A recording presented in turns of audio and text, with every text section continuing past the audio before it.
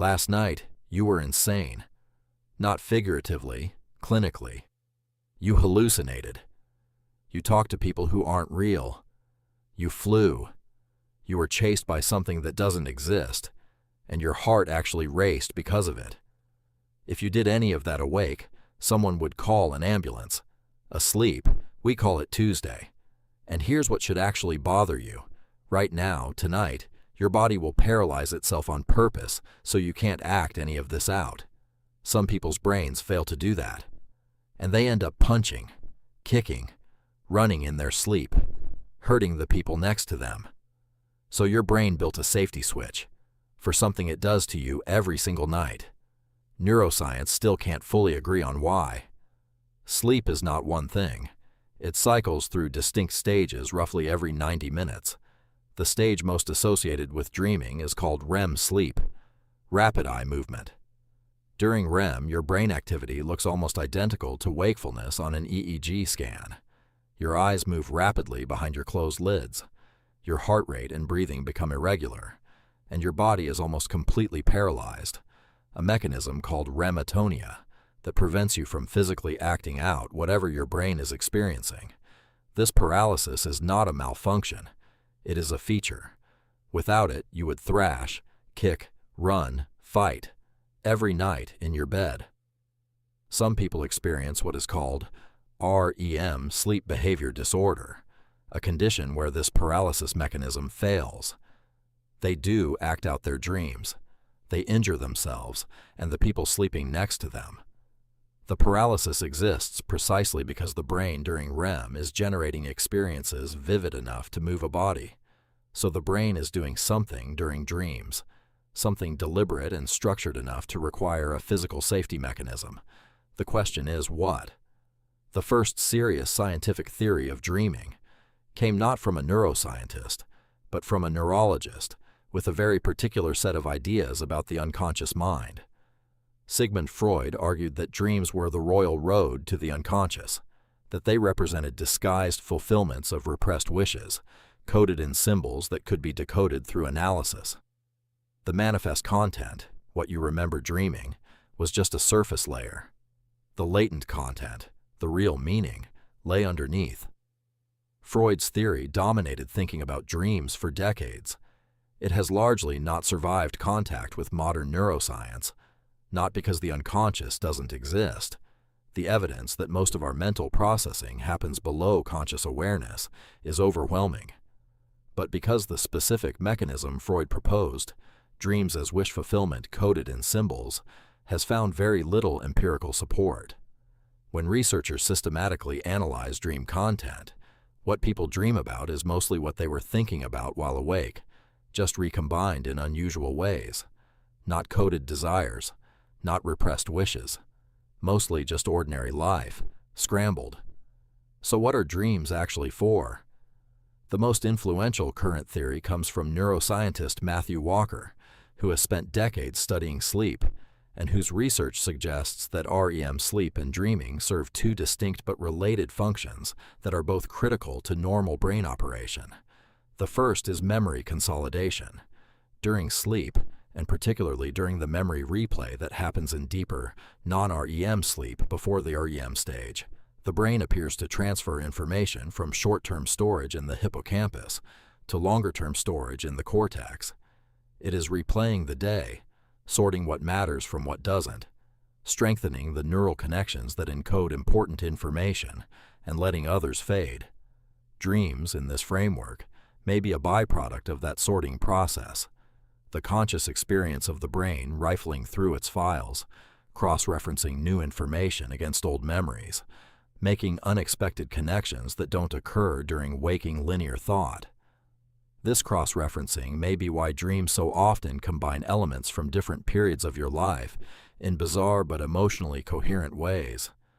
Your childhood home with your current colleagues, a conversation from last week happening in a place you visited 10 years ago. The brain is not being random. It is looking for patterns across time, and occasionally it finds connections that turn out to be genuinely useful. The second function Walker's research points to is emotional regulation. This is perhaps the most striking finding in modern sleep science. REM sleep appears to do something specific with emotional memories. It processes them in a neurochemical environment that is uniquely low in norepinephrine, the stress chemical, which means emotional memories are reactivated and replayed without the physiological stress response they originally carried.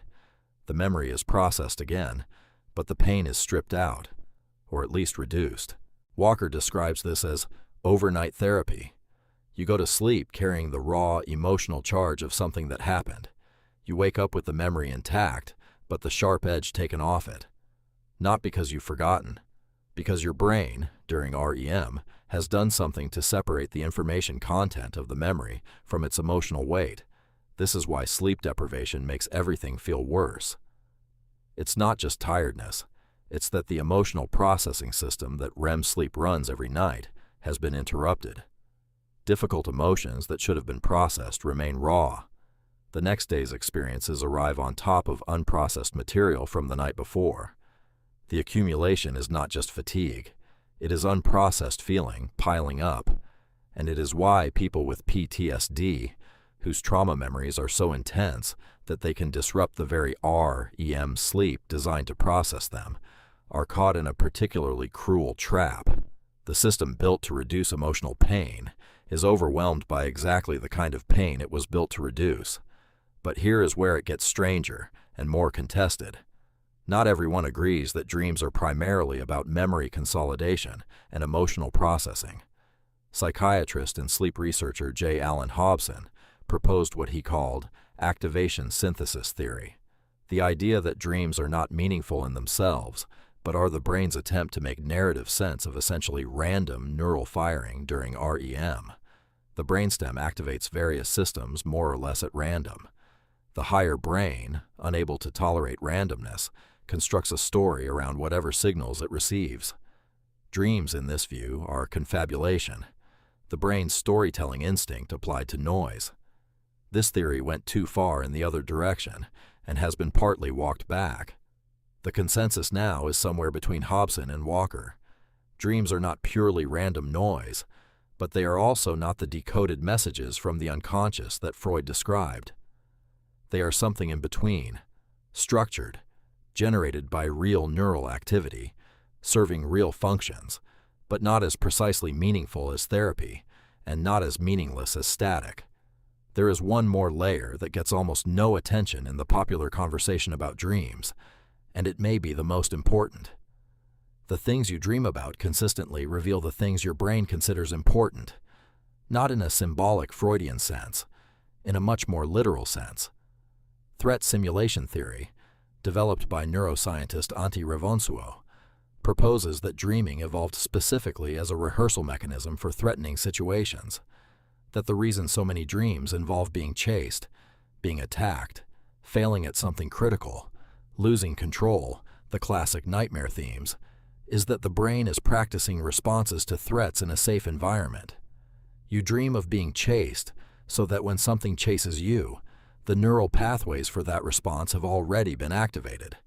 You dream of public failure so that the emotional experience of failure is not entirely novel when it arrives in waking life. Dreams in this framework are not wish fulfillment. They are threat rehearsal. They are the brain running simulations in the dark. And if that is true, it changes how you might relate to your nightmares, not as random terror, not as symptoms of dysfunction, but as your brain doing something ancient and deliberate, preparing you, every night, for a world that it assumes will be more dangerous tomorrow than it was today, which may say something important about what the dreaming brain thinks of the waking world, and about how long that assessment has been running. You will dream again tonight. Your brain will go somewhere you didn't choose, show you things you didn't plan, combine memories in ways that make no waking sense, and process emotions you may not even know you're carrying. And in the morning, most of it will be gone.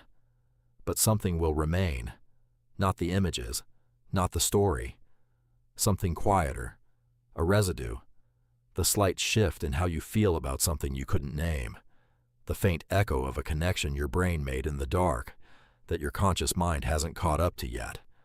That is what dreaming is. Still, After all this time, only partly understood. Still, after all this science, only partly explained.